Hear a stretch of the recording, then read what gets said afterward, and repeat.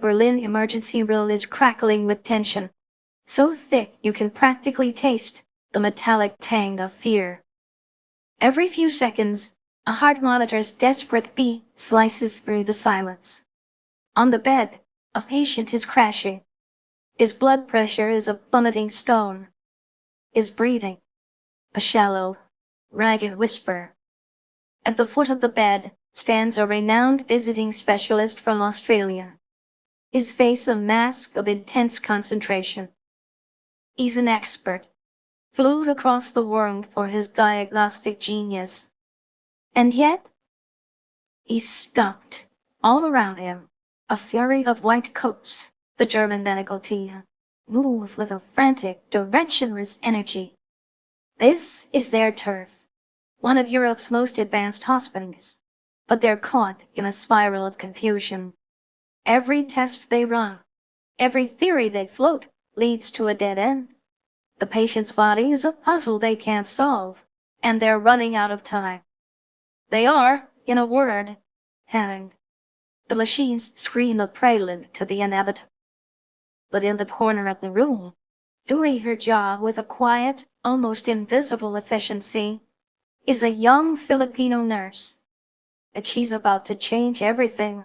Dr. Klaus Richter, head of the department, is barking orders, his voice tight with a frustration that's bordering on despair. He's a man used to being in control, to understanding the intricate machinery of the human body. But now, that machinery is breaking down in a way that defies all his experience. The patient, a man in his early 60s, came in with what looked like a standard post-op infection. It should have been manageable, straightforward, but within an hour, it had morphed into a runaway train of symptoms. A heart rate that galloped like a terrified horse, a blood pressure that had fallen off a cliff, and most unnerving of all, the patient's eyes were clouded with a confusion that was rapidly slipping into unresponsiveness. It can't be anaphylaxis. We've read that out, the Australian expert mutters, more to himself than to anyone else. His reputation was built on seeing patterns others missed. Here, the pattern was just chaos. He runs through the possibilities again. A pulmonary embolism? No, the scans were clear. A cardiac event? The EKG showed stress, but that was a symptom, not the cause. It felt like they were fighting a ghost, an enemy they couldn't see, as it systematically shut down the patient's body. Organ by organ. The German team is working feverishly. One doctor adjusts the norepinephrine drip, trying to force the blood pressure back up from the abyss. Another is on the phone with the lab, demanding results that just aren't ready. We need blood cultures, a full metabolic panel. Check for toxins, Dr. Richter commands. They were following the high-tech, evidence-based playbook of modern German medicine.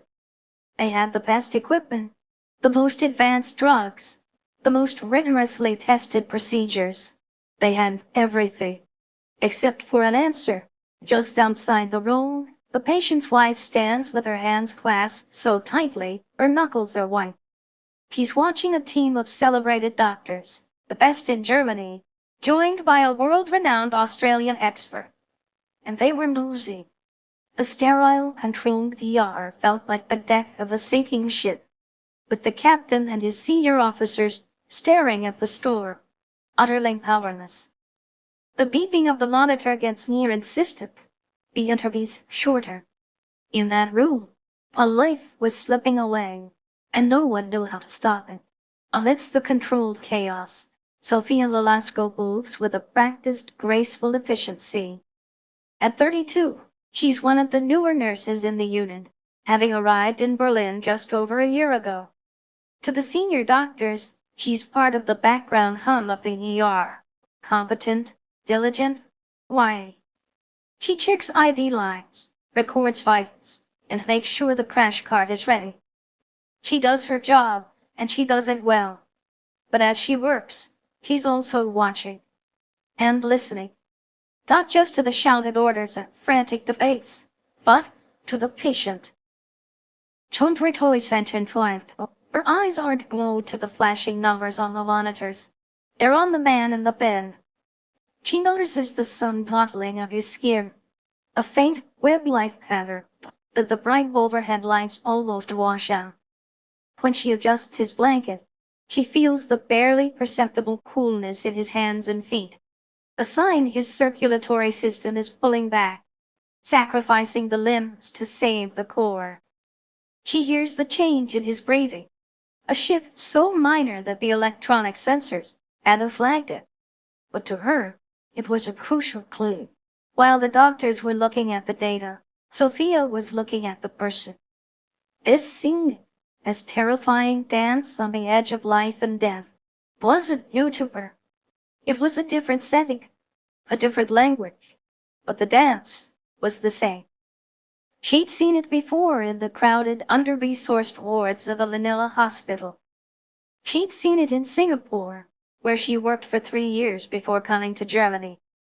In those places, you don't always have the luxury of waiting an hour for a lab result, and don't have a fleet of specialists to consult. You have your eyes, your hands, and your instinct. An instinct forged in a crucible where you learn to recognize the subtle whispers of the body in crisis, a cooler than become a scream. She mentally ticks off the symptoms.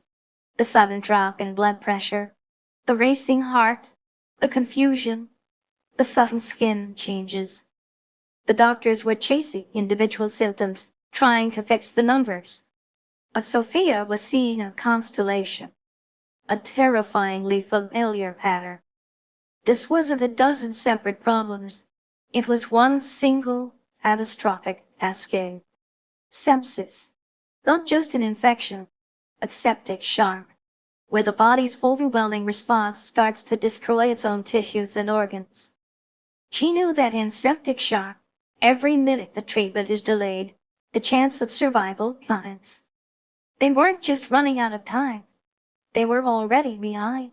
Taking a deep, steadying breath, Sophia Velasco steps out from the periphery and into the center of the storm. She walks directly to Dr. Richter. "Doctor," she begins, her voice clear and firm, cutting through the noise. "I believe this is septic shock. We need to start the sepsis protocol. Now." Her lullet, he rephrases. Dr. Richter turns, his expression a mix of surprise and dismiss. An Australian expert and a team of German specialists are baffled, and a nurse is offering a diagnosis. "We are considering all the possibilities, nurse," he says, his tone clipped. "With respect, doctor," Sophia persists, her gaze unwavering. "Look at his skin, the mottling on his knees. His circulation is shutting down. We can't wait for the cultures. He doesn't have an hour." The Australian expert, Dr. Hemsworth, turns his head. Something in her certainty, a refusal to be intimidated, catches his attention. He looks from Sophia's determined face back to the patient, his eyes searching for what she had seen. The mottling. He'd missed it. Faint. But it was there. A classic, often overlooked sign of hypoperfusion. "She's right, Klaus," Dr. Hemsworth says, his voice quiet but urgent. It fits. It fits better than anything else. Let's start the protocol." That was the tipping point. Seeing the Australian expert suddenly aligned with his nurse, Dr. Richter gives a short, decisive nod. "Do it." What happened next was a master class in efficiency, orchestrated by Sophia. The frantic, directionless energy in the room vanished, replaced by a focused, purposeful urgency. "We need 2 liters of saline, wide open," Sophia commands, already grabbing the bags herself. She directs another nurse to draw blood for cultures and lactate levels, a key marker for sepsis, before the first dose of antibiotics. "Get the broad-spectrum antibiotics. We need them in his system in the next 10 minutes. She moved around the patient, her actions fluid and precise. She wasn't just giving orders. She was anticipating them, acting as the central processing unit for the entire team. Her experience in places where nurses carry immense responsibility had prepared her for this exact moment. As the first bag of saline rapidly infused into a patient, something remarkable began to happen. The frantic beeping of the monitor started to slow. The blood pressure numbers began a slow, arduous climb out of the danger zone. It was a fragile shift, but it was a shift in the right direction. The panic in the room had been replaced by the tense, focused hope. The team, which moments before had been at a total loss, was now a cohesive unit, with Sophia at its core. As the second liter of fluid went in, and the antibiotics began their work, it became clear to everyone. She had just saved this man's life. The immediate crisis had passed. The patient's vitals were stabilizing. Dr. Hemsworth walked over to Sophia, who was calmly checking the patient's IV line, a look of profound respect in his eyes. "That was incredible," he said. "We had all the data, all the technology, but you saw it. How did you see it so fast?" Sophia paused. "Where I trained in the Philippines, we learn to act fast with what we have," she explained. "We don't always have the most advanced monitors. So, we're trained to use our eyes and our hands. We watch the patient, not just the machines. In my first hospital in Manila, you learn to recognize the patterns of a deteriorating patient from across a crowded room. You learn what septic shock or coach looks like. You don't wait for tests to confirm what your eyes are telling you. You act. Her words hung in the air. It wasn't magic.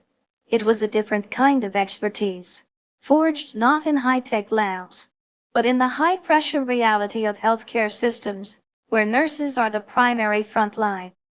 Filipino nurses are renowned globally for this exact set of skills: adaptability, strong clinical judgment, and an ability to remain calm under immense pressure. Their education is rigorous, blending modern theory with extensive hands-on practice. This isn't just Sophia's story. The Philippines is one of the world's largest exporters of professional nurses.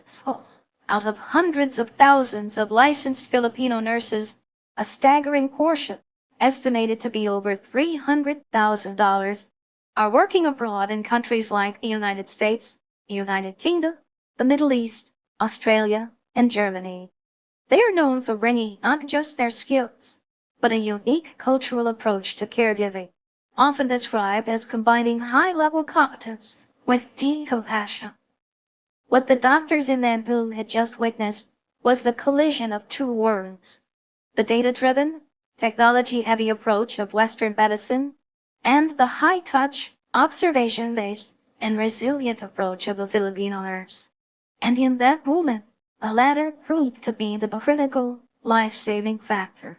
This story is a powerful reminder of the incredible skill and dedication that nurses bring to our lives, often in our most vulnerable moments. If you have a story about a nurse who made a difference for you or a loved one, please share it in the comments below. These stories deserve to be heard. And if you believe in highlighting these unsung heroes, consider subscribing so you don't miss our next story. Sophia's story, though a fictional dramatization, is a powerful symbol of a very real daily dynamic. Wealthy countries like Germany and Australia are facing a severe and worsening nursing shortage. Germany's population is aging rapidly. By 2030, close to a third of its citizens will be over 60, creating an enormous demand for care. The nation is facing tens of thousands of vacant nursing positions, with some estimates suggesting a need for 150,000 additional nurses by 2025. This crisis has led Germany to look the brink, and the Philippines has become a key partner. Through government-to-government agreements like the Triple Win Project, Germany has been actively recruiting Filipino nurses for years. It's designed as a triple win solution.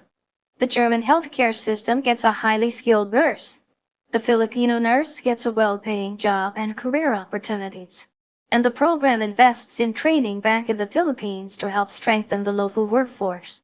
Australia, too, has long relied on Filipino nurses to staff its hospitals and aged care facilities.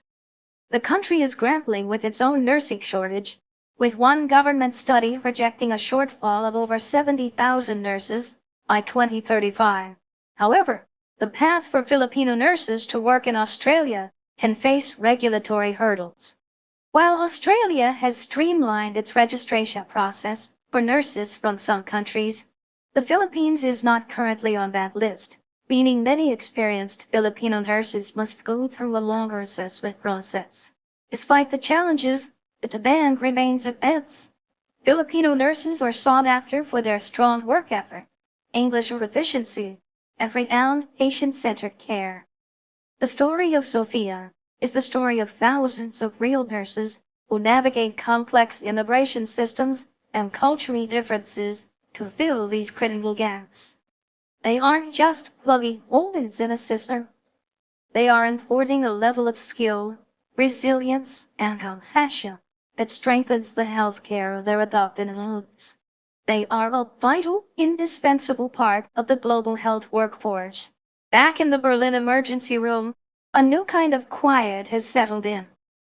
It's the quiet of a storm that is past, leaving behind a sense of renewed purpose. Dr. Richter approaches Sophia. His earlier abruptness gone, replaced by a genuine humility. "Thank you," he says simply. "You reminded us of something important today. To look at the patient, not just the numbers." That moment of recognition was more than just a personal victory for Sophia. It was a microcosm of a global truth. The story of the stumped expert, the panicked doctors, and the nurse who saved the day is more than just a dramatic tale. It's a testament to the fact that expertise and heroism come in many forms from every corner of the globe. It highlights the invaluable contribution of hundreds of thousands of Filipino nurses who every single day bring their unique blend of world-class training and deep-seated compassion to bedsides around the world. They are the invisible backbone of our global health system, and their impact is measured in countless lives saved, often far from the spotlight. In the quiet moments where instinct and empathy change everything,